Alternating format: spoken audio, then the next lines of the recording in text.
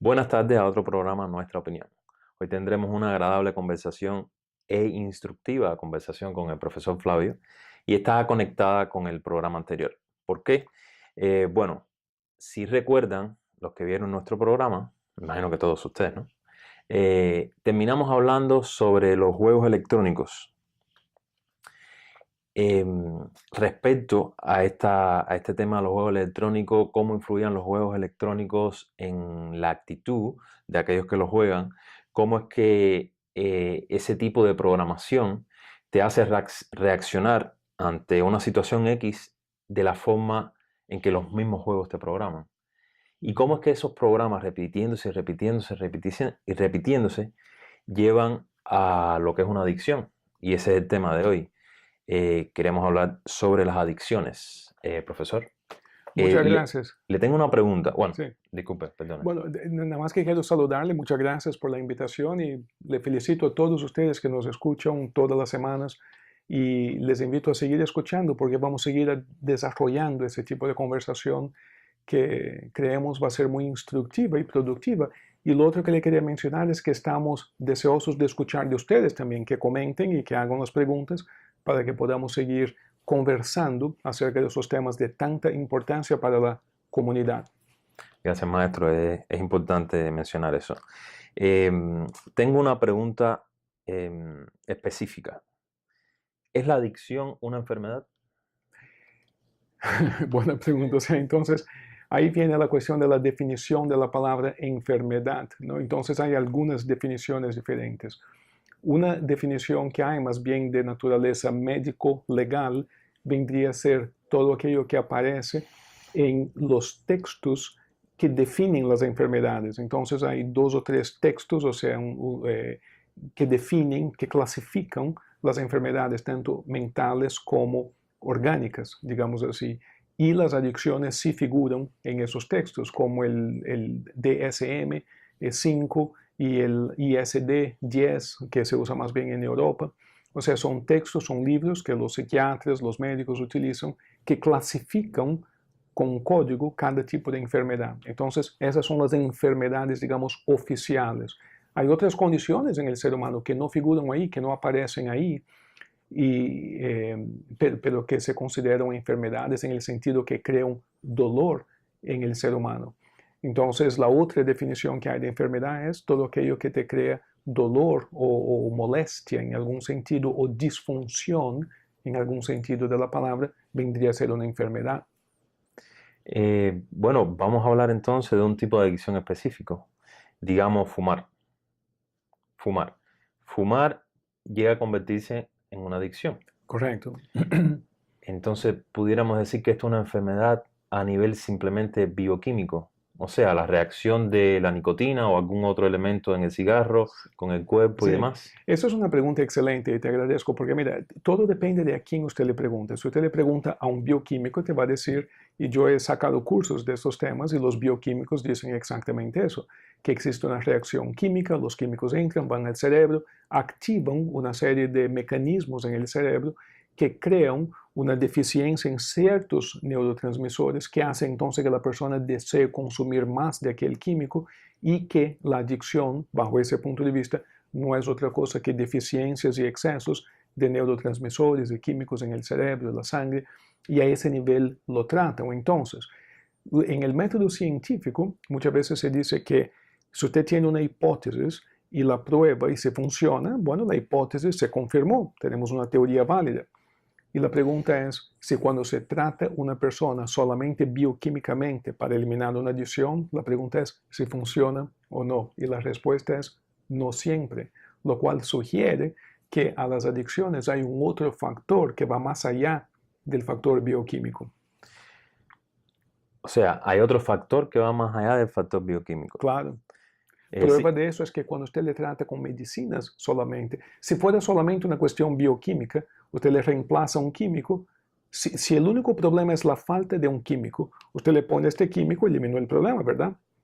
Pero si usted cree que la causa de un problema es la falta de un químico, le agrega este químico y el problema no se arregló, quiere decir que hay algo más que no era solamente la falta del químico, a eso me refiero. sí, precisamente la siguiente pregunta que quería hacerle es, bueno, si es un problema bioquímico y a través de balancear ese problema con otros químicos, se resuelve em, porque hay tanta reincidencia. Ujú. Por eso, esa es la pregunta, y eso sugiere y demuestra en el parecer de muchos expertos en este tema que el problema de la adicción no es solamente un problema bioquímico. Es un problema bioquímico también, pero no solamente bioquímico. Ahora, el punto de vista filosófico sobre este tema sugiere que todo empieza en la mente.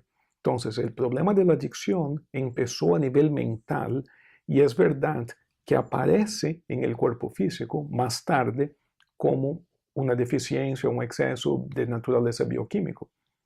Entonces, la condición, la enfermedad, la raíz de la condición empezó a nivel mental y ni siquiera a nivel mental consciente. La persona misma no tenía conciencia del problema cuando el problema estaba recién empezando. Entonces, gradualmente, esa semilla de la enfermedad, digamos, se convierte en un comportamiento, la persona empieza a experimentar con la sustancia. El ejemplo sería, por ejemplo, un joven que de vez en cuando fuma un cigarrillo, pero está experimentando con la sustancia. Y si usted le pregunta a este joven, ¿usted es adicto al cigarrillo? Te diría, no, yo claro que no, yo nada más que estoy experimentando. Y es un comportamiento que empieza, ¿verdad?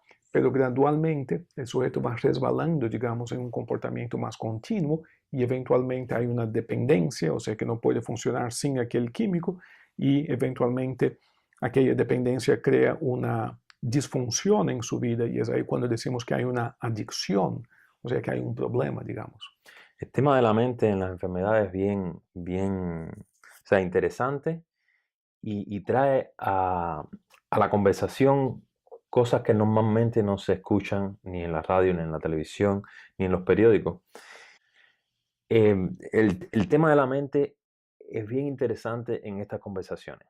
Lo que usted me quiere decir con esta explicación que nos acaba de dar es que, o sea, tiene que ver con la hipótesis de que el 95% de las enfermedades son psicosomáticas. Claro, la respuesta es sí, y quizás más, quizás todas, 100%, pero lo que sucede es lo siguiente. El público asume que los expertos en las enfermedades son los médicos. Entonces, fíjense, si usted tiene un automóvil que los frenos se gastaron, porque cuando usted conduce el automóvil, usted tiene el pie en el freno constantemente, el freno se va a gastar muy rápido, ¿verdad? Todo el mundo entiende eso. Si usted lleva este automóvil a su mecánico, ¿cuál es la función y el trabajo del mecánico? Aconsejarte a manejar distinto, quitarte el pie del freno, hablar de sus sentimientos, de sus miedos, porque usted mantiene el pie en el freno. Esa no es la función del mecánico. La función del mecánico es quitarte, cambiarte el freno y que usted se vaya tranquilo con freno bueno. Entonces, en esta analogía, el chofer del automóvil vendría a ser como la mente, el automóvil vendría a ser el vehículo, vendría a ser el cuerpo físico y el mecánico vendría a ser el médico. La función del médico es como el mecánico, arreglar el hardware, arreglar la soma, arreglar el cuerpo físico, la parte orgánica cuando hay un problema. Y de verdad que son expertos maravillosos en este aspecto. Un problema de accidente, trauma, enfermedad, pueden llegar hasta la última molécula del cuerpo físico y entender y sanar y curar. Y esa es su función y en eso son expertos. Pero cuando hablamos, por ejemplo, del origen de las enfermedades, eso no es lo que se estudia en la escuela de medicina. O sea, eso no es la función de esos profesionales. Entonces, si usted le pregunta a un profesional, bueno, dime doctor, ¿cuál es la causa de la enfermedad? Te va a decir la causa física, porque en el plano físico es donde trabajan. ¿Cómo se dice médico? La otra palabra que le usan al médico en inglés. Physician. O sea, Physician, que yeah. son los especialistas en el cuerpo físico. Entonces, no hay nada de malo o errado o equivocado en que un médico te diga que las enfermedades son fenómenos físicos y que hay que tratarlos físicamente y químicamente, porque en eso trabajan. Pero los filósofos, los terapeutas, o sea, otros expertos, otros estudiosos en el tema, comprenden, y usted comprende también, que toda enfermedad en algún sentido de la palabra empieza a un nivel mental inconsciente y poco a poco se va filtrando a lo que es el aspecto orgánico, pasando por el llamado cuerpo etérico. El cuerpo etérico es eso donde trabajan los chinos, por ejemplo, con la acupuntura. O sea, la energía que fluye por el cuerpo. Entonces, entre el cuerpo inconsciente, la mente inconsciente y el cuerpo físico, hay una energía que fluye ahí, que conecta una cosa con la otra. Y esa energía le dicen chi, le dicen los chinos. Y es esa energía la que el cuerpo mental puede afectar, creando más tarde enfermedades en el cuerpo físico. La función del médico es arreglar el cuerpo físico.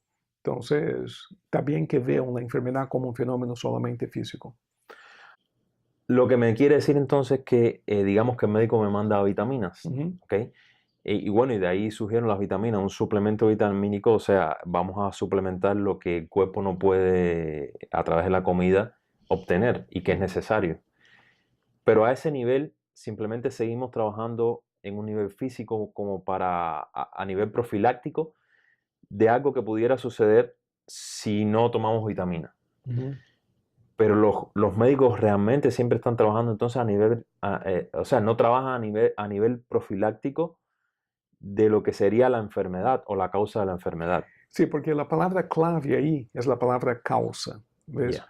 Y en eso hablamos mucho en las clases, por ejemplo. Hubo un filósofo, como 2300 años antes de nosotros, que se llamó Aristóteles. Y Aristóteles explicó que cuando usted dice la palabra causa, o sea, sí, ¿cuál es la causa de este edificio, de esta estatua, de esta... Aristóteles dice, no hay solamente una causa, hay 4 causas diferentes, porque hay muchos mundos también. Y una de las cosas que me gusta de este programa suyo es que aquí podemos hablar de una variedad de temas a la vez, ¿verdad? Entonces podemos hablar de cuestiones del mundo físico, pero también cuestiones del mundo metafísico, o sea, más allá de lo físico, el mundo mental y el mundo espiritual. Entonces, como hay muchos mundos, hay muchas causas también. En el plano físico, la enfermedad tiene una causa. Te voy a dar un ejemplo. Sujeto tiene una infección y usted le pregunta al médico, doctor, ¿qué causó esta enfermedad, esta infección? Te dice, fue esta bacteria. Ok, esa es la causa física de esta infección, de esta enfermedad. Pero usted le pregunta, ¿y por qué está esa bacteria? Ah, porque el sujeto tomó el agua del río que estaba contaminado. ¿Y por qué tomó el agua esa? Cuando le habían dicho, en este ejemplo, ¿no?, que el río estaba contaminado. Ah, porque el sujeto tiene una rebeldía y quiso tomar el agua del río. Entonces, la causa de su rebeldía no es la bacteria, pero también es la bacteria, ¿te das cuenta? Entonces, hay un montón de causas y usted puede preguntar, bueno, ¿cuál es la causa de la rebeldía? Estoy inventando eso, ¿no? En este caso diríamos, no, es que este sujeto está bravo con su papá porque le maltrató cuando era niño. Entonces, la causa de la enfermedad es que el papá le maltrató cuando era niño, en este ejemplo. Y así podemos seguir preguntando cuál es la causa, cuál es la causa, cuál es la causa. Pero te das cuenta que cuando el sujeto aparece en el hospital con un dolor de barriga, una diarrea, la función del médico no es preguntarle al sujeto qué le pasó con el papá en la niñez. La función del médico es darle el remedio adecuado para quitarle la diarrea y salvarle la vida. O sea, trabajar en el plano físico. Y en el plano físico hay una causa, en el plano mental hay otra causa, en el plano emocional y así por adelante hay distintas causas. Bueno, entonces adentrémonos un poco en estas causas que ya no son físicas. La mente. ¿Puede hablarnos de forma general o como usted desee? ¿Qué cosa es la mente? La mente es esa parte de nosotros que conecta la parte mortal con la parte inmortal. Piensa, es muy sencillo. Piensa en usted mismo como un ser que tiene 2 partes. Hay algo de ti que es mortal, es obvio, su cuerpo. No hay duda de eso. El cuerpo llega un momento que deje de funcionar, lo quemas o lo entierras, el cuerpo dejó de funcionar. Pero hay una parte de ti que jamás muere. Y usted lo puede llamar de alma, de conciencia, de espíritu, como usted lo quiere decir. De diferentes escuelas y filosofías le dan ciertos nombres específicos a esas cosas, pero no importa, como usted lo quiere llamar, es intuitivamente obvio que cierto aspecto de ti jamás muere. Quizás no tenga esta misma forma, pero hay algo de nosotros que es inmortal. Los filósofos griegos de hace 2500 años atrás hablaban de esta dualidad y decían que la parte que muere le decían homo deus y la parte que no muere le decían homo deus, o sea, las 2 partes de nosotros. Esas 2 partes tan diferentes tienen que conectarse de alguna manera o tienen que comunicarse de alguna manera. Entonces hay un circuito interno ahí que comunica la parte inmortal con la parte mortal y ese circuito se llama mente. Eso es lo que es la mente, es una conexión entre dos cosas muy diferentes. Pero la mente, tengo entendido, tiene varios niveles o sea, de funcionar. Ujú, Ah, tenemos la mente objetiva, ujú. la mente subjetiva, la consciente, la inconsciente, la subconsciente. Correcto, lo que sucede es que si usted pone una soga de una pared a la otra, ¿verdad? Y yo te digo, mira, en este lado la soga la vamos a pintar de azul, en este lado la vamos a pintar de roja. Y entre el azul y el rojo vamos pintando de distintos colores, ¿verdad? Es la misma soga, pero cobra distintos colores según en qué distancia de la pared esté usted. ¿Me entiende el ejemplo ese? La mente conecta dos mundos o dos aspectos del ser humano, pero si está más cerca, o sea, en esta conexión, si está más cerca de la parte mortal, le decimos mente objetiva o mente consciente. Si está más cerca de la parte inmortal, le decimos supraconsciencia. Si está más o menos en el medio, le decimos subconsciencia o subjetiva. O sea que tiene distintos nombres, pero esos nombres todos son cosas que inventamos los seres humanos para poder comunicarnos. La mente es una sola y a medida que nos vamos desplazando de un lado al otro, de lo que es la extensión de la mente, va cobrando distintas funciones, ¿verdad? Y entonces, a cada rato le cambiamos de nombre aquí en la Tierra para poder comunicarnos. Y eso es lo que sucede. La mente más próxima de la parte mortal le decimos objetiva y la mente más próxima del lado inmortal le decimos supraconsciente. Pudiéramos decir entonces que la mente es como el software eh, a través del cual esa parte inconsciente o esa parte inmortal funciona con la parte mortal, ¿cierto? Correcto. Y entonces la comparación de software nos permite decir o sugerir que la mente es programable. Oh, absolutamente. La mente es programable y el trabajo más bonito que existe terapéuticamente es el trabajo de desprogramar, porque todos los problemas realmente son causados por las programaciones mentales, todos. Y lo bonito es desprogramar, porque ¿qué sucede cuando desprogramamos? Fluye la autenticidad de la parte inmortal de nosotros hacia la parte mortal. Imagínense un tubo, una tubería. Entonces el agua fluye de una fuente de agua más alta a un lugar más bajo. El agua fluye por el tubo ese. Pero si hay un tupimiento, una traba que el agua no puede pasar, bueno, las trabas en ese tubo que le estamos diciendo que es la mente, se llaman programaciones mentales. Por ejemplo, tal tipo de persona es mala. Es una programación, eso no es una verdad, es una idea que alguien te puso en la mente. Los hombres son malos, las mujeres son malas. Un ejemplo así. Las personas de tal país son deshonestas. Ese tipo de cosas son programaciones. Si me salgo por la noche me enfermo. Son todas programaciones. Son ideas que te pusieron a la mente y que la mente la aceptó como si fuera verdad, pero no es verdad. Entonces, esas programaciones impiden que este flujo de vida desde la parte inmortal fluya hacia la parte mortal. Y entonces, cuando se tapa este flujo de vida, se va a crear un vacío ahí, en la parte mortal. Y ese vacío le decimos, en algún sentido de la palabra, enfermedad. En algún sentido puede ser una molestia, una dolencia, un vacío, una angustia, un enojo o una enfermedad orgánica. A veces cobra distintas manifestaciones según el caso, pero va a crear algún problema, alguna molestia ahí en el plano físico. Y la sanación siempre es la misma, destapar la mente para que fluya ese flujo de vida y entonces la persona se siente mejor. Hay una forma en que la misma parte inmortal nos avisa a través de la mente de que es posible que se produzca una enfermedad o hay algo en lo que, que trabajar. Yes, muchas gracias. Sí, es una pregunta muy interesante una vez más.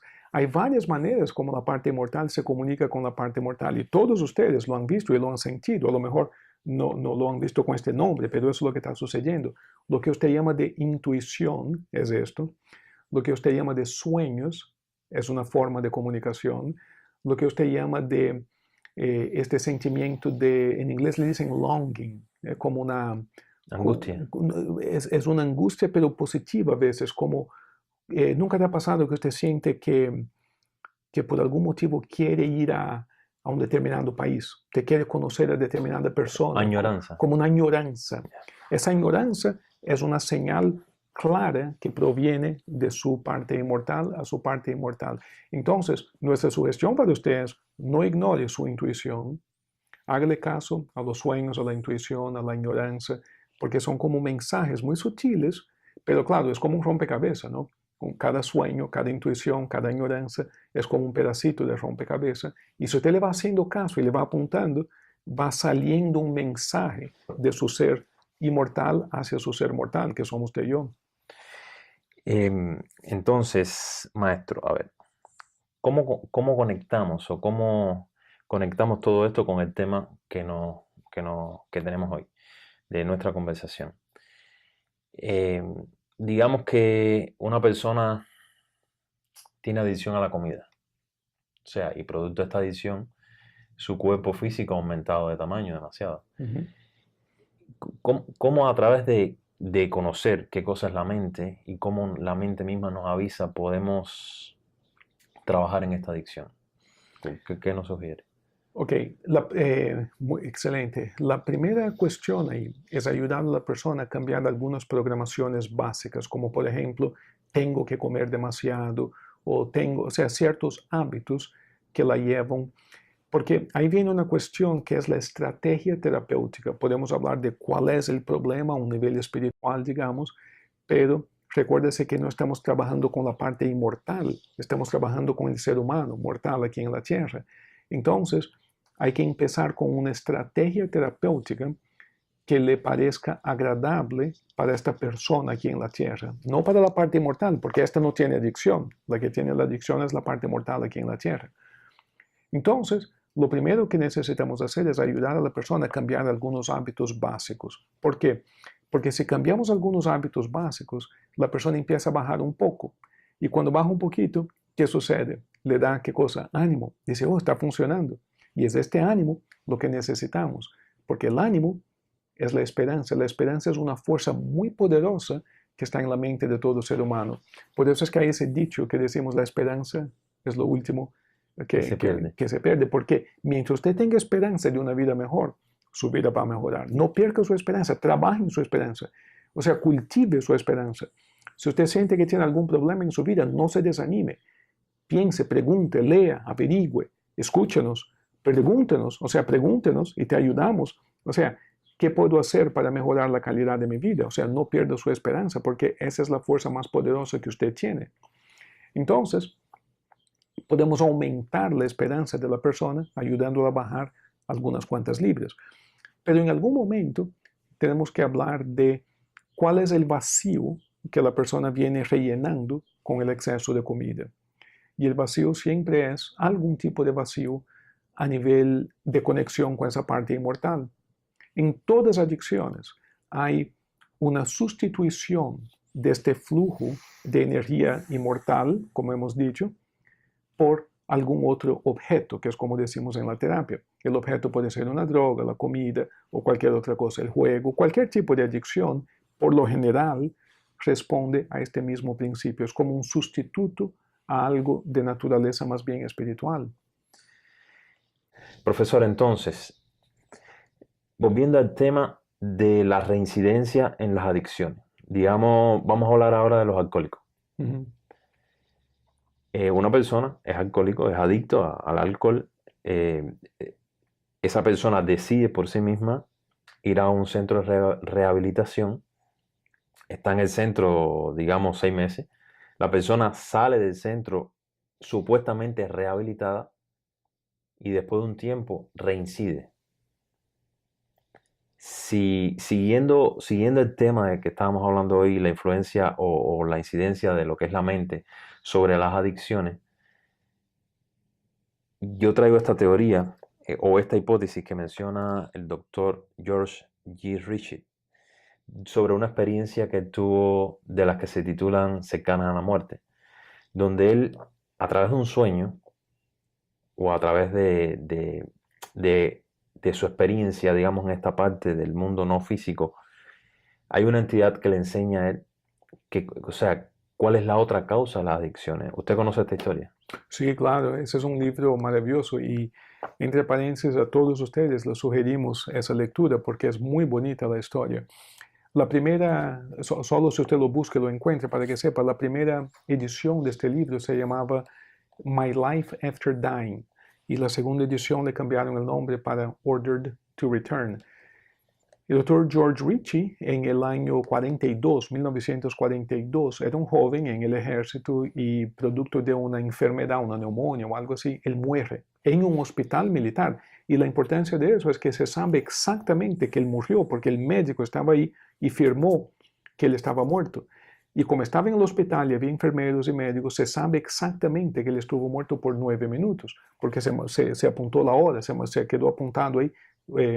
Que él tuvo muerto por 9 minutos. En el plano físico lo que pasó fue que él muere, el médico firma que el hombre murió, se apunta la hora que él murió, y después de unos 8 minutos más o menos, un enfermero de la nada empieza a desesperarse diciendo que aquel hombre estaba vivo. O sea, de varios que habían muerto en un hospital donde habían varios muertos ahí, él dice, no, ese está vivo. Y el médico decía, no, no, no, ya yo lo revisé, está muerto. No está vivo, no está muerto. Bueno, ese tipo de cosas. Entonces el enfermero le pide al médico que le permita inyectarle una inyección de adrenalina en el corazón. Y el médico, pensando que el enfermero estaba nada más que estresado y un poco desorientado, digamos, dice, bueno, no puede hacerle daño, así que ponle la inyección. Y entonces cuando el hombre le pone la inyección, el paciente vuelve a la vida. Y se sabe que fueron exactamente 9 minutos, porque como digo, estaba en el hospital y se apuntó todo eso. Eso fue lo que pasó aquí en la Tierra, digamos. Pero ese señor, George Ritchie, que cuando pasa por todo eso, termina su carrera en el ejército y se hace un psiquiatra y tiene una carrera brillante de más de 40 años de psiquiatra, eventualmente en el año 92 publica este libro, o sea, 50 años después de que sucedió este evento. Entonces él cuenta qué fue lo que pasó durante aquellos 9 minutos. Y durante aquellos 9 minutos, en el otro mundo, digamos, él vive una vida completa, con varios aspectos, con varias situaciones. Entre ellas, él dice, bueno, el libro es muy interesante, no le voy a quitar la sorpresa. Él dice que él trata de visitar a su familia, pero no lo ven, no sé, porque no tiene cuerpo físico, es muy interesante. Pero la parte más importante es que cuando él trata de regresar a su cuerpo y ve que no puede encajarse en el cuerpo, porque el cuerpo estaba muerto, no puede encajarse, él dice que como el que se desespera, y en ese desespero aparece una luz, y esa luz se convierte en una figura. La figura, él dice que es Jesús, aunque él mismo explica que él solamente cree que lo ve como Jesús porque él era cristiano. Él mismo dice eso en el libro. Si hubiera sido maometano, a lo mejor ve a Alá, o sea que él cree que la mente ve esa figura de acuerdo a lo que está acostumbrado, ¿no? Entonces, como cristiano, él ve a Jesús y dice que Jesús lo invita a pasear por el universo y lo lleva a distintos planos. Esa es la palabra interesante. Lo lleva a algunos submundos y lo lleva a algunos mundos muy bellos también. Lo lleva a varios planos. Y en inglés le dicen realms, que son los planos de existencia que existen, que eso se estudia en filosofía, los planos de existencia. Entre paréntesis, quiero invitarles a nuestros, ¿cómo se dice? Nuestros amigos y hermanos que nos escuchan. Entre paréntesis, quiero invitarles a nuestros amigos que nos escuchan. Hay un canal de la NASA y de Science Channel en Facebook, en YouTube, lo vi por YouTube, donde ellos, recuerden, es la NASA, Science Channel, explicando la existencia de 10, o sea, los científicos ellos mismos hubo una reunión en Ginebra, o en Europa, no recuerdo en qué lugar, para debatir este tema. Y el acuerdo entre todos esos científicos es que ellos dicen, así literalmente, la existencia de más de 10 planos. Entonces, en este canal, en esta explicación de Science Channel, la persona comienza a explicar, bueno, mira, el plano 1 es así, así, así, el plano 2 hasta que llega al 10, en el 11 dice, bueno, el 11 usted no lo va a entender, el 12 ni siquiera voy a hablar sobre él porque es imposible entenderlo. O sea, a nivel científico, la existencia de estas otras realidades ya es un hecho que se conversa entre todos los científicos. Sí, y curiosamente los metafísicos vienen estudiando eso hace miles de años. Claro, la ciencia le da quizás un nombre un poco diferente, da explicaciones matemáticas, como esa es su función, pero a nivel filosófico eso se conoce hace muchos miles de años. Y eso es lo interesante del mundo moderno, que la ciencia está confirmando todo aquello que los filósofos y metafísicos vienen diciendo por miles de años. Eso es muy interesante. Y otro dato de este mismo canal es que ellos dicen que esos planos, o algunos de ellos, están aquí mismo interactuando con nosotros. Y tiene que ver con lo que usted estaba explicando, por favor. Entonces, lo que el doctor Ritchie comenta es que en esos planos menos, o sea, más densos, algunas entidades. ¿Qué cosa es una entidad? Es un ser humano igual que usted y yo, pero que se ha muerto, ¿verdad? Eso es lo que él explica ahí. Y cuando muere esta persona, la parte física se entierra, lo que sea, pero algo sobrevive, como hemos dicho hasta ahora. Y este algo puede ascender, por decirte así, visitar otros mundos o puede quedarse pegado a la tierra. Algunos le dicen un espíritu, un fantasma, hay muchos nombres que le dan. Una entidad astral, como usted lo quiere decir, hay muchos nombres que se le puede poner ahí. Son personas humanas, pero algunas de ellas murieron todavía adictos y, según el doctor Ritchie, no se van de la tierra. O sea que la adicción sobrevive el cuerpo físico. El cuerpo físico ya murió, pero la persona sigue adicta. Este ser astral sigue adicto. Entonces la parte interesante es que se pone a buscar personas en la tierra, seres vivos, que también sean adictos y como que se aprovecha de ellos, inclusive facilitándole el consumo de sustancias como la droga o lo que sea, facilitándole, ayudándole. ¿Por qué? ¿Por qué sucede eso? Porque es como un trueque. Si le ayuda a la persona a drogarse, por ejemplo, la persona le cede una cosa que se llama energía vital, porque la persona tiene algo que este otro ser no tiene. Y es esa energía vital que le permite a este muerto, digamos, le permite a este ser vivir una sensación que no la puede vivir sin el cuerpo físico. Necesita esta energía del vivo, digamos, para poder sentir la sensación. Y el ejemplo del doctor Ritchie pone en el libro es curiosísimo. Él dice que a un ser de estos, que tenga, por ejemplo, una adicción al alcohol, puede tirarse dentro de un barril de vino, por ejemplo, porque no tiene cuerpo físico, no tiene que respirar. Entonces se tira dentro del vino, está ahí dentro, nadando dentro del vino, pero no puede consumir el alcohol. Es como tenerlo todo, pero no poder consumirlo. Tiene la adicción, tiene el deseo, está dentro del vino, pero no puede hacer que el vino entre en él, porque no tiene cuerpo. Entonces, ¿qué hace? Se pega o posee, como decimos, el cuerpo de alguien que también se alcoholizó y perdió la conciencia, lo posee, y entonces mientras lo está poseyendo, puede sentir la sensación de consumir el vino o la cerveza o lo que sea. Y esa idea o esa teoría que plantea el doctor Ritchie es interesantísima porque explica algunos de los fenómenos que casi todas las personas que han interactuado con adictos reportan, que es que el adicto, cuando consume la sustancia, cambia de personalidad o comportamiento. Y este cambio es muy marcado y muy pronunciado en algunos casos, y el doctor Ritchie explica esos cambios en términos de un proceso de posesión. Profesor, entonces, ¿cuál es la solución desde ese punto? O sea, teniendo los dos puntos de vista, el bioquímico o el de lo que es la enfermedad ya en el cuerpo físico, y este punto de vista de, o sea, la fuerza o la repercusión que tienen las otras realidades en nosotros. ¿Cuál sería la solución? ¿A través de qué mecanismos o qué herramientas tenemos nosotros mismos o hay disponibles para...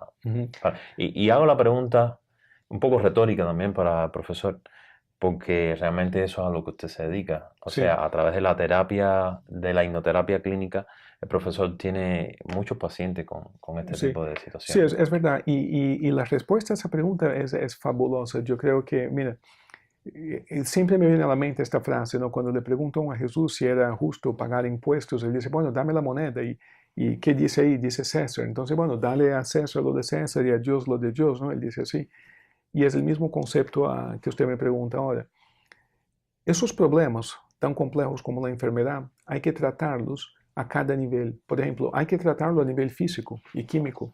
Hay que tratarlo con medicina, según el caso, según el tipo de adicción, según el grado de adicción que tenga la persona. Pero decir que no hace falta tratarlo químicamente sería irresponsable. Según el caso, hay que ir al médico, hay que hacer un tratamiento, un detox, hay muchos, según el caso de la persona. Pero hay que tratarlo a nivel mental, hay que tratarlo a nivel emocional e inclusive a nivel subconsciente también. O sea, lo que estamos hablando aquí, la hipnosis, la meditación, o sea, darle a la persona herramientas a través de la cual conectarse con su propio aspecto inmortal. Hay que trabajar a todos los niveles. Porque si trabajamos solamente a un nivel, como usted ha visto, el problema regresa.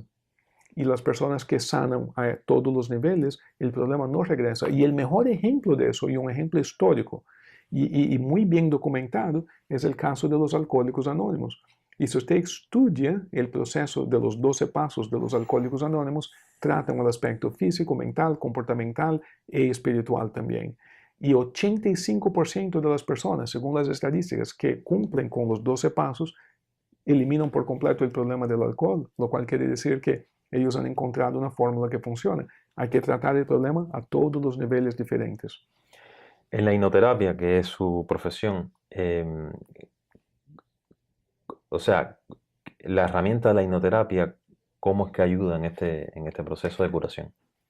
Eh, Trabajando con las programaciones mentales, porque hay programaciones mentales que impulsan al sujeto a determinados comportamientos que lo mantienen adicto. Entonces hay que cambiar esos comportamientos que son automáticos, o sea, ese comportamiento repetitivo, automático. Cada vez que eso, hago aquello, cada vez que aquello, hago eso. Entonces esos hábitos hay que cambiarlo. Pero los hipnoterapeutas también, algunos de ellos también aprenden a ayudar a la persona a dirigir o ayudar a la persona a hacer contacto también con ese aspecto superior que estamos hablando, con el aspecto más profundo de su propio ser, para que pueda sanar también esta deficiencia, que sería correcto, sería justo decir que es una deficiencia espiritual también. O sea, que la persona siente como un vacío en su vida, el cual lo está tratando de rellenar con la sustancia, sea la que sea.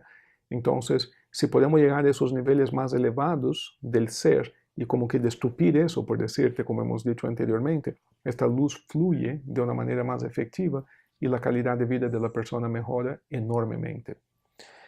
Hay una palabra que voy a mencionar ahora, pero como no nos quedan muchos minutos ya, mucho tiempo más, quisiera dejarla, o sea, tocarlo un poco este tema, porque yo sé que tiene que ver con lo que estamos hablando, pero profundizaremos más en próximos programas, perdón.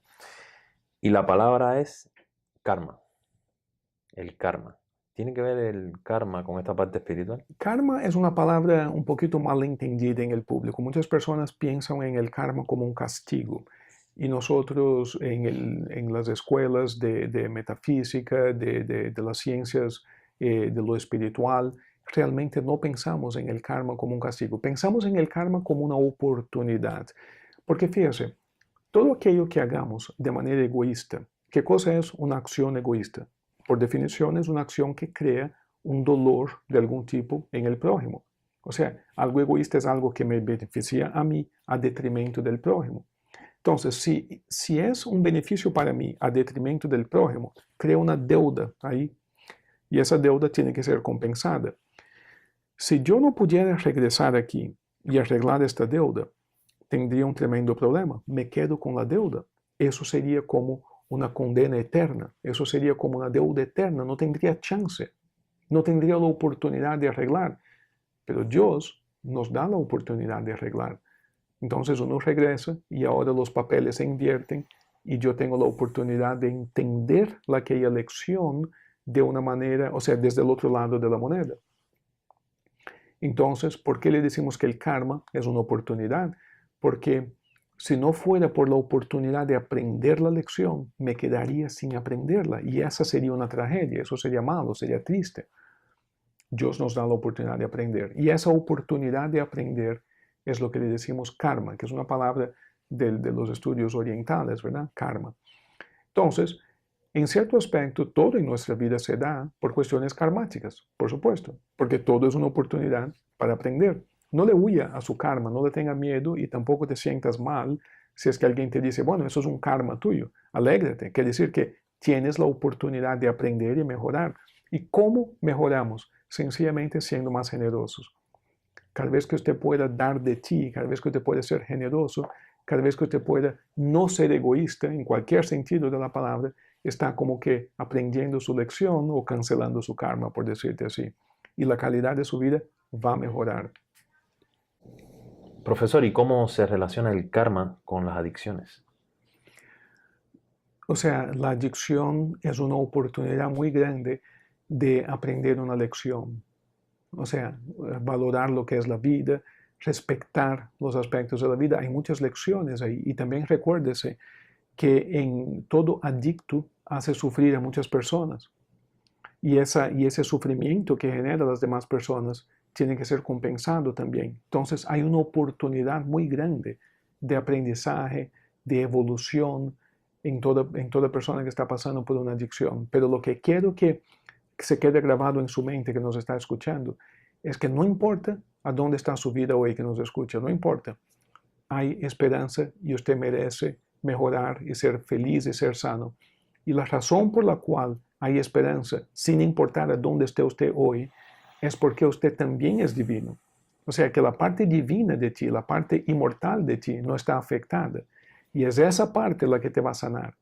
Entonces, recuérdate eso, que hay algo en ti que no está enfermo, que no está adicto, que no tiene problema ninguno, que no tiene karma ninguno. Hay algo en ti muy elevado que no tiene problema ninguno. Y por lo tanto, siempre hay esperanza.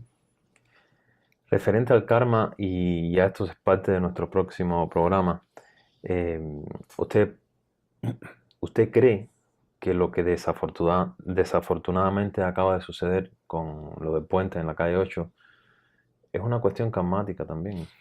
Claro, es una cuestión karmática, pero no en el sentido que muchas personas se imaginan. O sea, que los que se murieron fue como un castigo. O sea, le aplastó un puente como un castigo. No en este sentido de la palabra. El karma es una oportunidad para aprender. Y muchas veces cuando pasa un evento de esos, la oportunidad es más bien para las personas que se quedan aquí. El policía que está ahí está sirviendo al público. El bombero que está ahí está sirviendo el rescate. Las familias tienen la oportunidad de servir a la comunidad. Como nosotros del público, que no estamos directamente afectados, tenemos la oportunidad de servirle a usted si es que nos escucha y fuiste afectado por el accidente. O sea, es un momento bueno para que la comunidad se una y uno apoye y ayude al otro. Y queremos invitarle aquí en este programa suyo, con su permiso, que si usted tiene algún problema con eso que pasó, que nos deje saber, nos comunique, para que lo podamos servir también, le podemos ayudar emocionalmente, podemos, aunque sea charlar un rato, si es lo que hace falta. Pero puede venir a la escuela, podemos conversar, porque cuando sucede ese tipo de cosas, la condición karmática, la oportunidad que hay es de unir la comunidad. Debemos de unirnos y apoyarnos mutuamente. Entonces, si usted o alguien que usted conoce se fue afectado por este evento, avísanos para poder servirle de la mejor manera que podamos. Gracias, profesor. Bueno, amigos, con eso vamos a concluir nuestro programa de hoy. Esperamos a que sigan viéndonos todos los miércoles a las 6 de la tarde en este programa Nuestra Opinión. Muchas gracias y por Muchas favor gracias. envíenos sus comentarios, cualquier pregunta que tenga. Estamos aquí para, como dice el profesor, servirles a ustedes. Gracias. Muchas gracias.